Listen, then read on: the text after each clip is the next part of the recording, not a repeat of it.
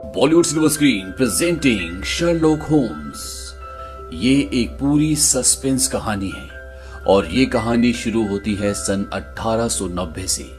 ये इंग्लैंड का लंदन शहर है जहां पर ये दिखाया जाता है कि डिटेक्टिव शर्लॉक होम्स और उसका पार्टनर डॉक्टर जॉन वॉटसन एक मिशन पर निकले हैं और इस मिशन पर इन्हें एक लड़की की जान बचानी होती है। इस लड़की को वो आदमी जो अगवा करके लाया है उसका नाम है लॉर्ड हेनरी ब्लैकवुड और वो इस लड़की को मारने वाला होता है कि तभी वहां पर शर्लॉक होम्स पहुंच जाता है, उसका हाथ पकड़ लेता है और उस लड़की की जान बचा लेता है। लॉर्ड हेनरी ब्लैकवुड इस लड़की को जादू टोना और शक्तियां हासिल करने के लिए मार रहा होता है।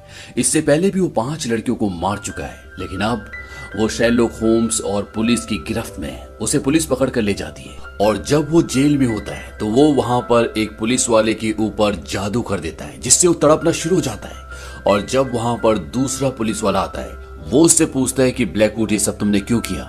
वो बताता है क्योंकि मैं किसी से मिलना चाहता हूँ। दरअसल ब्लैकवुड शर्लॉक होम्स से मिलना चाहता है और इसके बाद शर्लॉक होम्स को इस जगह पर बुलाया जाता है और वो देखता है कि चारों तरफ लोगों के दिलों में ब्लैकवुड का खौफ है क्योंकि वो एक जादूगर है, उसे काला जादू आता है, उसके अंदर शक्तियां हैं। लेकिन शर्लॉक होम्स इन सब चीजों को नहीं मानता क्योंकि वो एक साइंटिस्ट है, वो एक डिटेक्टिव है। और जब वो ब्लैकवुड से मिलता है तो वो कहता है कि काश मैंने तुम्हें पहले पकड़ा होता तो कम से कम 5 मासूम जिंदगियां तो बच जाती। ब्लैकवुड कहता है कि वो 5 बेकार की जिंदगियां थी जो एक महान मकसद के लिए काम आई, वो सब बलियां थी। लेकिन शर्लॉक होम्स उसकी बातों पर जरा सा भी ध्यान नहीं देता क्योंकि वो एक साइंटिस्ट है, वो ऐसी बातों पर विश्वास नहीं करता। वो कहता है कि जब तुम्हें लटकाया जाएगा तुम्हारी जान चली जाएगी और तुम्हारे दिमाग को जब मैं खोल कर देखूंगा तो तुम भी एक महान मकसद के लिए काम आओगे। ब्लैकवुड कहता है कि तुम अपनी सोच को बढ़ाओ, तुम आने वाले समय की गंभीरता को समझ नहीं पा रहे। तुम और मैं एक दूसरे से जुड़े हुए हैं जो आने वाले समय में कुदरत का पूरा ढांचा ही बदल देगी। शर्लॉक होम्स वहां से जाने लगता है और ब्लैकवुड उसे पीछे से बोलता है कि 3 और मरेंगे और तुम उन्हें बचाने के लिए कुछ भी नहीं कर सकते। और जब तक तुम्हें ये पता चलेगा कि ये सब तुमने मुमकिन किया है तुम अपने दिमाग से पागल हो चुके होंगे और तुम्हारे दिमाग में जो आखिरी थॉट होगा वो मैं होऊंगा। और इसके बाद वो दिन आता है जब ब्लैकवुड को फांसी होनी है। ब्लैकवुड से पूछा जाता है तुम कुछ कहना चाहते हो। ब्लैकवुड कहता है मौत तो सिर्फ शुरुआत है। और इसके बाद ब्लैकवुड को फांसी पर लटका दिया जाता है। शर्लॉक होम्स का दोस्त जो कि डॉक्टर है जिसका नाम जॉन वॉटसन है वो इस बात की पुष्टि करता है कि अब ब्लैकवुड नहीं रहा, वो मर चुका है और इसी के साथ ये केस खत्म हो जाता है। अब शर्लॉक होम्स के पास एक लेडी आती है जिसका नाम एडलर है। शर्लॉक होम्स इसे जानता है और किसी जमाने में वो इसे पसंद भी करता था और ये इतनी शार्प होती है कि ये शर्लॉक होम्स को 2 बार मात दे चुकी होती है। वो शर्लॉक होम्स को एक केस देती है।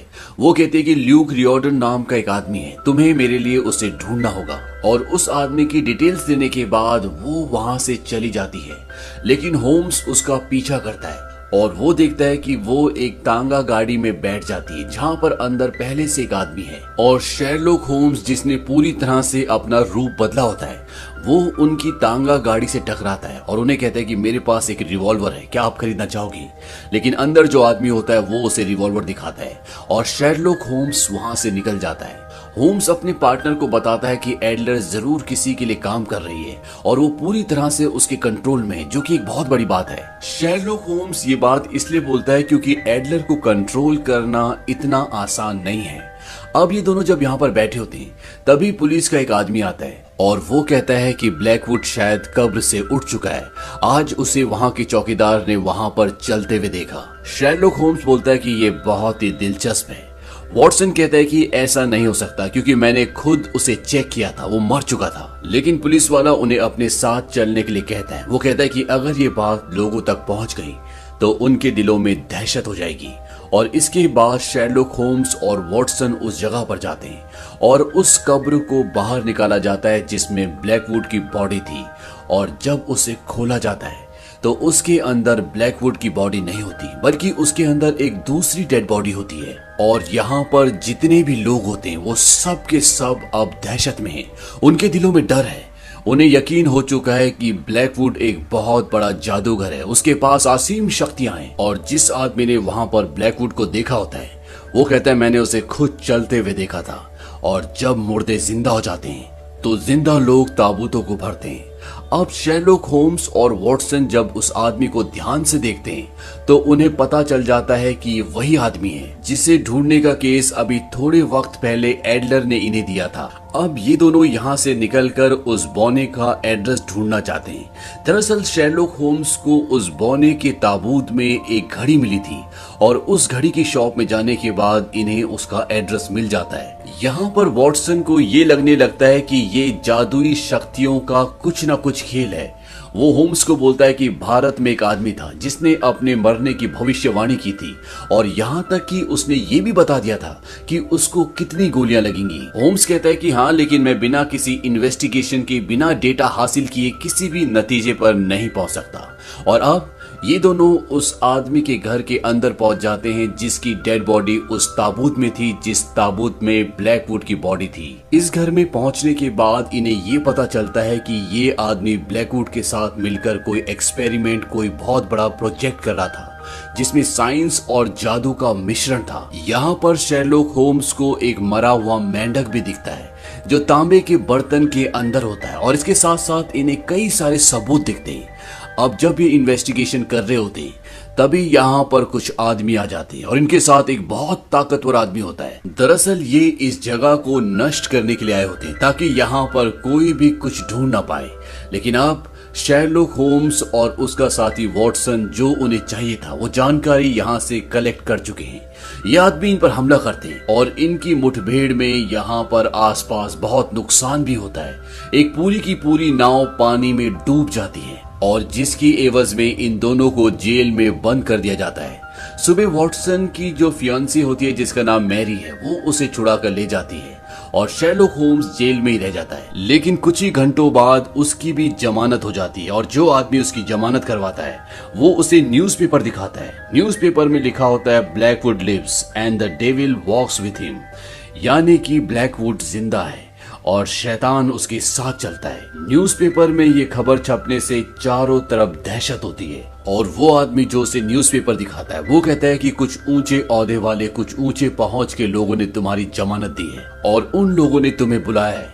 ये शेरलॉक होम्स के मुंह को पूरी तरह से कपड़े से ढक देते हैं और उस जगह ले जाते हैं जहां पर वो लोग हैं। अब जब शेरलॉक होम्स के मुंह के ऊपर से कपड़ा हटाया जाता है तो उसके सामने एक आदमी बैठा होता है। वो कहता है कि तुम्हें ये सब बहुत ही रहस्य में लग रहा होगा, तुम्हें लग रहा होगा कि तुम कहां पर हो और किसके सामने बैठे हो। लेकिन शेरलॉक होम्स बहुत ही शार्प है। हालांकि उसका मुंह पूरी तरह से कपड़े से ढका हुआ था, लेकिन वो उस आदमी को पूरे रास्ते का ब्यौरा देता है।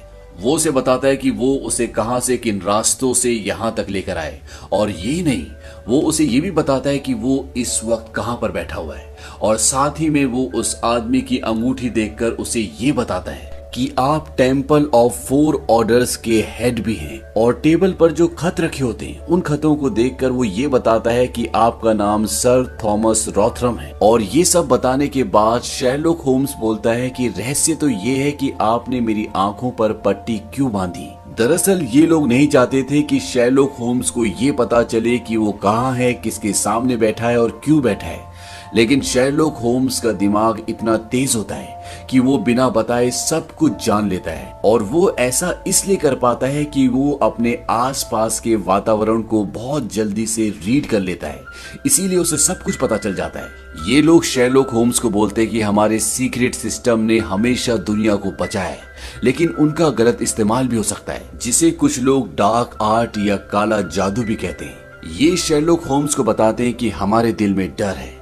शेरलॉक होम्स बोलता है कि डर एक छूत की बीमारी है और साथ ही साथ वो ये बताता है कि ब्लैकवुड आपका बेटा है क्योंकि आपकी आंखें उससे मिलती हैं, आपके कानों में समानता है और बहुत सारी चीजें ऐसी होती हैं जो वो उन्हें बताता है। सर थॉमस कहते हैं कि ये बात बहुत कम लोगों को पता है और हम इसे राजी रखना चाहते हैं। वो बताते हैं कि हमारे विधि विधान के दौरान वो कोख में आया, लेकिन मैंने उसकी माँ से कभी शादी नहीं की थी और अब ब्लैकवुड हम सब के लिए खतरा है और उसने सिर्फ 5 लड़कियों को नहीं मारा बल्कि उसने कईयों को मारा है, लेकिन इस बात को कभी कोई साबित नहीं कर सकता। उसकी शक्तियां रोज बढ़ती है, इसीलिए वो मरकर भी जिंदा हो गया और आगे जो करेगा वो और भी खतरनाक होगा। और ये शेरलॉक होम्स को एक किताब दिखाते हैं, कहते हैं कि इसी किताब में उसकी तंत्र की, उसकी शक्ति का रहस्य छुपा हुआ है और वो एक फौज तैयार कर रहा है जिससे वो पूरी दुनिया को बदल देगा। और अब तुम्हें उसे रोकना होगा। हम पॉलिटिकली, फाइनेंशियली, हर तरह से तुम्हारी मदद करने के लिए तैयार हैं। शेरलॉक होम्स बोलता है कि मैं एक डिटेक्टिव हूँ, इसीलिए मैं अपने क्लाइंट्स को चुन सकता हूँ और मैं ये काम आपके लिए नहीं करूंगा, ना ही पैसों के लिए करूंगा। लेकिन समझ लीजिए कि ये काम हो चुका है। और इसके बाद शेरलॉक होम्स वहां से चला जाता है। लेकिन अगले दिन ही सर थॉमस, जो कि ब्लैकवुड के पिता हैं और साथ ही साथ वो temple of the four orders के सीनियर यानी कि सबसे प्रमुख हैं, नहाते हुए उनकी बाथ टब में मृत्यु हो जाती है और उनकी बॉडी से उनकी अंगूठी भी गायब होती है। यहाँ पर शेरलॉक होम्स और पुलिस वाले आते हैं और शेरलॉक होम्स को वहां पर एक खुफिया कमरा मिलता है जहां से वो कुछ सामान उठाता है और निकल जाता है। वहीं दूसरी तरफ temple of the four orders के मेंबर्स की एक मीटिंग होती है। वहां पर एक आदमी आता है और वो कहता है कि मैं पंथ प्रमुख के लिए अब ब्लैकवुड का नाम नॉमिनेट करता हूँ। लेकिन यहाँ पर जो लोग होते हैं वो कहते हैं कि तुम्हें पता भी है कि वो क्या कर सकता है। और तभी यहाँ पर ब्लैकवुड आ जाता है। उसे देखकर यहाँ पर जितने भी मेंबर्स होते हैं वो थोड़ा सा सहम जाते हैं, क्योंकि इन सब को पता है कि ब्लैकवुड के पास जादुई शक्तियां हैं। ब्लैकवुड कहता है कि मेरी सारी शक्तियां और मेरे सारे गुण सिर्फ एक ही मकसद के लिए है, और वो मकसद है एक नई दुनिया बनाना, एक नया भविष्य बनाना जिस पर हम सब हुकूमत कर सकें। वो ये भी कहता है कि अभी अमेरिका में सिविल वॉर चल रहा है, वहां पर हम दोबारा से अपनी बस्तियां बसा सकते हैं, यानी कि उसे अपने कब्जे में ले सकते हैं। लेकिन यहाँ पर एक आदमी होता है जिसका नाम स्टैंडिश होता है। वो उसके पूरी तरह से खिलाफ है। वो अपनी गन निकाल लेता है। वो कहता है कि किसी को तो ये काम करना होगा और वो ब्लैकवुड पर गोली चलाता है। लेकिन उस गोली से उसके पूरे शरीर में आग लग जाती है। वो जलकर मर जाता है और यहाँ पर जितने भी मेंबर्स होते हैं ये सब देखकर डर जाते हैं। ब्लैकवुड कहता है कि किसी को डरने की जरूरत नहीं है, यहाँ पर सब सुरक्षित है और अब सब मुझे अपना सहयोग दें। और इसके बाद ब्लैकवुड को इस कमेटी का प्रमुख बना दिया जाता है। वहीं दूसरी तरफ शेरलॉक होम्स को ये पता चलता है कि नदी किनारे कोई फैक्ट्री है जिससे वो सीधा ब्लैकवुड तक पहुंच सकते हैं। और शेरलॉक होम्स और वॉटसन उस जगह पर पहुंच जाते हैं।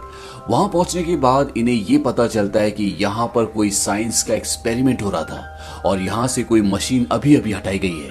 अब ये वहां दीवार पर देखते हैं कि 1:18 लिखा होता है, यानी कि अध्याय 1 वर्ष 18। ये एक बाइबल का वर्ष है। होम्स बोलता है कि इस वर्ष में लिखा है कि मैं मर गया था और तभी ब्लैकवुड की आवाज आती है और अब मैं युगों युगों तक जिंदा रहूंगा। वो तुम्हारा पीछा करते हुए आई, तुमने अपना मेमना यहाँ पर कटने के लिए भेजा।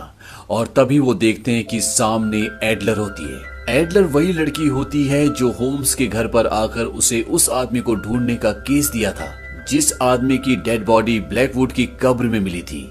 और होम्स इस लड़की से किसी जमाने में प्यार करता था, वो आज भी इसे पसंद करता है। और होम्स और वॉटसन दोनों मिलकर एडलर को बचा लेते हैं और ब्लैकवुड वहां से निकल जाता है। तभी यहाँ पर ब्लास्ट होना शुरू होते हैं, लेकिन इस ब्लास्ट में ये तीनों बच जाते हैं। यहाँ पर एक पुलिस वाला आता है और वो होम्स को बोलता है कि वॉटसन बिल्कुल ठीक है, लेकिन तुम यहाँ से चले जाओ क्योंकि तुम्हारे खिलाफ वारंट निकल चुका है। और ऐसा इसलिए होता है क्योंकि ब्लैकवुड के पास अब एक ओहदा है और वो पुलिस को कंट्रोल कर सकता है। यहाँ से शेरलॉक होम्स, वॉटसन और एडलर तीनों के तीनों अलग अलग भाग जाते हैं। एडलर इस शहर से जाना चाहती है और जब वो ट्रेन में होती है तो वहां पर वो आदमी आता है जिसके लिए एडलर काम करती है। एडलर कहती है कि मैंने अपना काम कर दिया, जिस आदमी को आप ढूंढ रहे थे वो मुर्दा घर में है। वो आदमी कहता है कि तुमने अपना काम अच्छे से नहीं किया, मुझे उस आदमी का वो काम चाहिए जो वो ब्लैकवुड के लिए कर रहा था, और अगर तुमने इस काम को पूरा नहीं किया तो अगली लाश होगी शेरलॉक होम्स की। और इसके बाद एडलर को वापस शेरलॉक होम्स के पास आना पड़ता है। अभी तक यहाँ पर जितनी भी घटनाएं हुई हैं उसके आधार पर शेरलॉक होम्स एक थ्योरी बताता है। वो कहता है कि ये सितारा देखो, इसके 5 कोने हैं जिसके आधार पर 5 लड़कियों का कत्ल हुआ जो कि ब्लैकवुड ने किया। और जैसा कि ब्लैकवुड ने मुझे धमकी दी थी कि 3 और लोग मरेंगे, उसने मारा। और हर एक कत्ल का संबंध टेम्पल ऑफ 4 ऑर्डर से था। जो सबसे पहले हमें डेड बॉडी मिली वो मिली थी हमें उस कब्र के अंदर जिसके अंदर खुद ब्लैकवुड था, और ये कब्र थी जिंजर मिडजेट पे जिसका संबंध सीधा इंसान से है। दूसरी डेड बॉडी मिली हमें सर थॉमस की, वो बैल की अंगूठी पहनते थे, वो इस टेम्पल के मालिक थे। और तीसरी मौत, तीसरी डेड बॉडी हमें वहां पर मिली जहां पर ईगल का राष्ट्रीय चिन्ह था। वो आदमी जो ब्लैकवुड को गोली मार रहा था और खुद उसके शरीर पर आग लग गई थी। और इस तरह से इन 3 लोगों की हत्या हुई और इन तीनों हत्याओं का संबंध था जादू टोने से।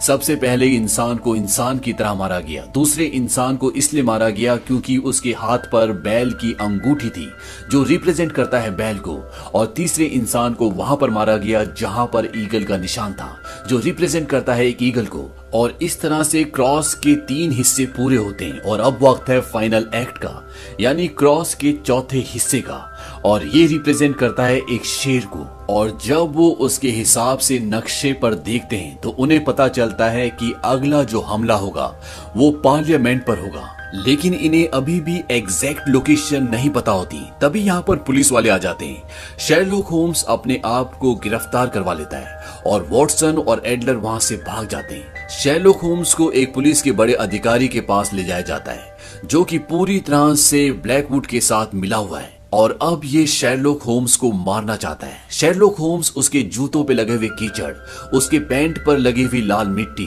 उसके हाथ पर जो एक कट का निशान होता है और उसके शरीर से जो दुर्गंध आ रही होती है, इससे पहचान जाता है कि पार्लियामेंट के नीचे जो बहुत बड़ा गंदा नाला है वहां पर ये अपने फाइनल एक्ट यानी अपने चौथे चरण की पूरी तैयारी कर चुके हैं। और आज पार्लियामेंट में दोनों सदन मिल रहे होते हैं, यानी कि आज इंग्लैंड की पूरी गवर्नमेंट पार्लियामेंट हाउस में होगी। शेरलॉक होम इस जगह से भाग जाता है और बाहर वॉटसन और एडलर उसका इंतजार कर रहे होते हैं, और ये तीनों अब उस जगह पर पहुंच जाते हैं जो पार्लियामेंट के नीचे है।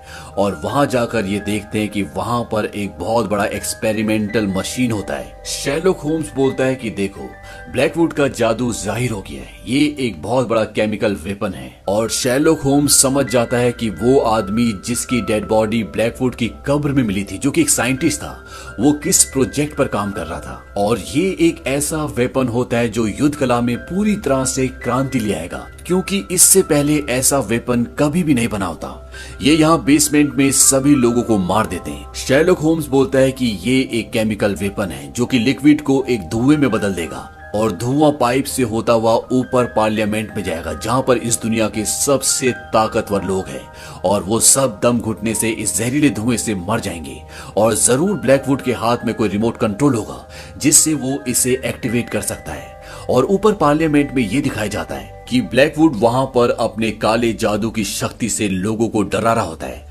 वो कहता है कि अब इंग्लैंड में एक नए संसार का उदय होगा, हम पूरी दुनिया पे राज करेंगे। लेकिन पार्लियामेंट के मेंबर्स उसके साथ नहीं होते, उसके खिलाफ होते हैं। और ब्लैकवुड के हाथ में पीछे वो रिमोट कंट्रोल होता है जिससे वो उस मशीन को एक्टिवेट कर देता है जो नीचे बेसमेंट में है। लेकिन इससे पहले जो जहरीला लिक्विड है जो एक्सपेरिमेंट करके बनाया गया है, वो धुआं बन के ऊपर पार्लियामेंट तक पहुंच पाता। एडलर उसे निकालकर उस सिलेंडर को लेकर वहां से भाग जाती है। होम्स एक आदमी से लड़ रहा होता है, वो वॉटसन को बोलता है कि तुम इसे संभालो, और वो एडलर के पीछे जाता है। शेरलॉक होम्स एडलर तक पहुंच जाता है। वो कहते हैं कि मैं अब और भागना नहीं चाहती, मैं तुम्हें सब कुछ सच सच बता दूंगी। लेकिन तभी वहां पर ब्लैकवुड आ जाता है। वो उससे उस सिलेंडर को छीन लेता है और एडलर को नीचे धक्का दे देता है। इसके बाद शेरलॉक होम्स और ब्लैकवुड के बीच में लड़ाई होती है, लेकिन इस लड़ाई में ब्लैकवुड की हार और शेरलॉक होम्स की जीत होती है। ब्लैकवुड का पैर एक रस्सी में फंसा हुआ होता है और उस रस्सी के दूसरे छोर पर एक लोहे का बहुत बड़ा टुकड़ा बंधा हुआ होता है जो उसे नीचे की तरफ खींच रहा होता है, लेकिन वो एक लकड़ी के टुकड़े को पकड़ लेता है। शेरलॉक होम्स बोलता है कि कभी कोई जादू नहीं था, सिर्फ चालबाजी थी। सबसे पहले वो जेल का गार्ड जिसने ये ड्रामा किया कि उसके ऊपर जादू का असर हुआ है, दरअसल तुमने उसे पैसे दिए थे, और जिस कब्र से तुम बाहर निकले तुमने उसे पहले से तोड़ा हुआ था, और उसके बाद तुमने गोंद से उसे वापस जोड़ दिया। और जो तुमने अपने पिता को मारने के लिए तरकीब निकाली वो बहुत ही उम्दा थी। तुमने अपने पिता के बाथटब में एक ऐसा केमिकल डाल दिया जो तांबे के साथ मिलने से एक ऐसा केमिकल बन जाता है जिससे उस आदमी को लकवा लग जाता है जो उस पानी के संपर्क में होता है। ये बात मुझे कभी पता न चलती अगर मैं उस आदमी की लैब में न गया होता जिस आदमी की डेड बॉडी तुम्हारी कब्र में मिली थी। दरअसल उसने ये एक्सपेरिमेंट पहले एक मेंढक पर किया था जो मरा हुआ मुझे उसकी लैब में मिला। और तीसरा वो आदमी जो तुम्हें गोली मार रहा था और उसके शरीर में आग लग गई। ये मेरे लिए एक बहुत बड़ी मिस्ट्री थी, लेकिन जब तुमने उसी केमिकल को मारने के लिए वॉटसन के ऊपर हमला किया, हम सब के ऊपर हमला किया, तो ये गुत्थी भी सुलझ गई। जब वो आदमी टेम्पल में दाखिल हो रहा था तो तुमने उसके ऊपर इस केमिकल का छिड़काव किया। उसे लगा था कि ये बारिश है और तुमने उसकी गन के साथ थोड़ी सी छेड़खानी की, जिससे उसने जब गोली चलाई तो उसके अपने ही शरीर में आग लग गई। और तुमने अपना सबसे बड़ा खेल आज के लिए बचा रखा था। तुम उस केमिकल वेपन का इस्तेमाल करके पार्लियामेंट में सभी लोगों को मार देते। सिर्फ तुम्हारे लोग बचते, क्योंकि तुमने उन्हें पहले से एंटीडोट दिया था, जिसके बारे में उन्हें बिल्कुल खबर तक नहीं थी। और उन्हें ऐसा लगता कि ये सब तुम्हारी शक्तियों से, तुम्हारे जादू टोने से हो रहा है। और अगर ये हो जाता तो दुनिया तुम्हारे खौफ से तुम्हारे पीछे चलती। लेकिन अब तुम्हारा पर्दाफाश हो चुका है, तुम्हारा खेल खत्म हो चुका है और इस बार तुम्हें सही से फांसी लगेगी। दुनिया देखेगी तुम्हारी मौत का नजारा। शर्लॉक होम्स उस रस्सी को काट देता है जो उसे नीचे की तरफ खींच रही होती है। और इससे पहले कि वो दोबारा से शर्लॉक होम्स के ऊपर हमला करता, ऊपर से एक बहुत बड़ा लोहे का टुकड़ा गिरता है और वो नीचे जंजीरों में फंस जाता है। और उन जंजीरों में फंसकर उसको फांसी लग जाती है। और इस तरह से ब्लैकवुड का अंत हो जाता है। इसके बाद शर्लॉक होम्स नीचे जाता है जहां पर एडलर होती है। एडलर जिंदा है, वो ठीक ठाक है। एडलर उसे बताते कि मोरियार्टी वो एक प्रोफेसर है। हर एक इंसान की कुछ ना कुछ कमजोरी होती है और वो मेरी कमजोरी जानता है, इसीलिए मुझे उसके लिए काम करना पड़ा। और तुम कभी भी उसे नजरअंदाज या अंडर एस्टिमेट मत करना, वो तुम्हारी तरह ब्रिलियंट है। शर्लॉक होम्स उससे उसकी कमजोरी पूछने की कोशिश करता है, लेकिन वो इस बात का जवाब नहीं देती और शर्लॉक होम्स वहां से चला जाता है। और जब वॉटसन अपनी मंगेतर के साथ उस जगह पर आता है जहां पर शर्लॉक होम्स है, तो ये दोनों देखते हैं कि उसने फांसी लगाई हुई है। वॉटसन कहता है कि यह आदमी कभी भी फांसी नहीं लगा सकता, क्योंकि ये अपनी जिंदगी से बहुत प्यार करता है। दरअसल शर्लॉक होम्स उस तरीके को ढूंढने की कोशिश कर रहा होता है जिस तरीके से ब्लैकवुड को फांसी लगने के बाद भी वो जिंदा बच गया। हालांकि वॉटसन ने उसकी पुष्टि की थी कि वो मर चुका है, जबकि वॉटसन एक डॉक्टर है, वो झूठ नहीं बोल सकता। और शर्लॉक होम्स वॉटसन को बताता है कि जिसने उसे फांसी दी थी उसने उसके फांसी के फंदे पर एक हुक जोड़ दिया था, और जिसकी वजह से उसकी बॉडी का वजन उसके गले पर ना आकर उसकी कमर पर आ गया। और तुम्हें ऐसा इसलिए लगा कि ब्लैकवुड मर चुका है क्योंकि उसने एक पॉइजन लिया था जिससे शरीर को लगभग लकवा लग जाता है और ऐसा लगता है कि वो इंसान